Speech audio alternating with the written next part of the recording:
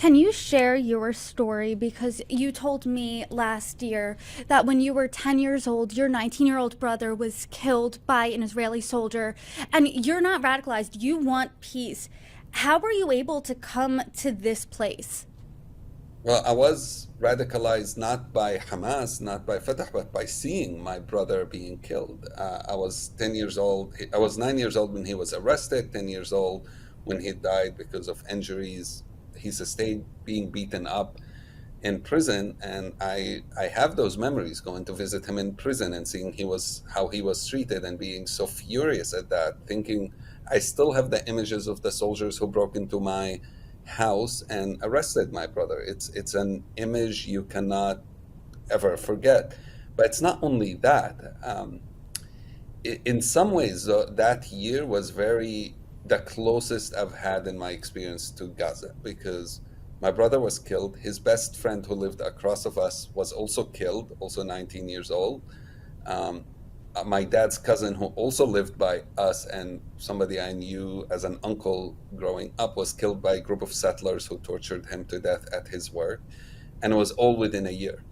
And that year has made me so angry and so full of hate and so much wanting revenge. I used to be, at least my excuse of why I stopped being a good student at school, I used to be a straight A student and I went down to C immediately after because to me school became not important. What's more important is revenge. I became very active in politics. I wanted to find an avenue to make those who killed my brother pay the price. But then 8 years later is when I first time met with Israelis and Jews who were not settlers and who were not soldiers and who provided me with a different image and a different vision of how our relationship is. And in the TED Talk, I mentioned this, where I realized for the first time that we are not divided as Israelis versus Palestinians, but rather we are divided as those who believe in justice and equality, in coexistence, in peace together, and those who don't yet.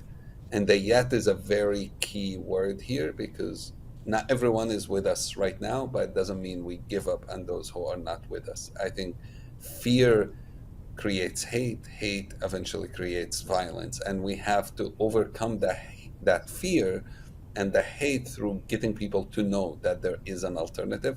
I was able to see that when I was 18. The reality on the ground today is so much harder to get people to see it. And so we have to work 10 times harder than we did before.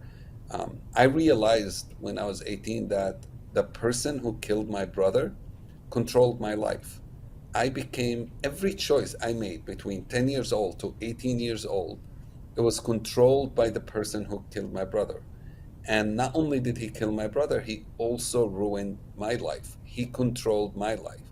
And realizing that was such a redeeming thing. It's suddenly I realized I can be free from this person that has controlled my life. His choice shouldn't determine my choices. I still have the ability to make my own choices. And so that was quite a redeeming experience. And knowing today that every time I choose not to hate, I'm saying no to that person who killed my brother. And I want to spread that message as far as possible for Palestinian children, but I'll need to access those places. I need to also offer them what the future would look like, need to model to them what the future would look like, and we need to create a process that they believe in. That is a really courageous choice every day. Waking up and saying, I will not be consumed by hate. I will get up and I will want to strive towards peace.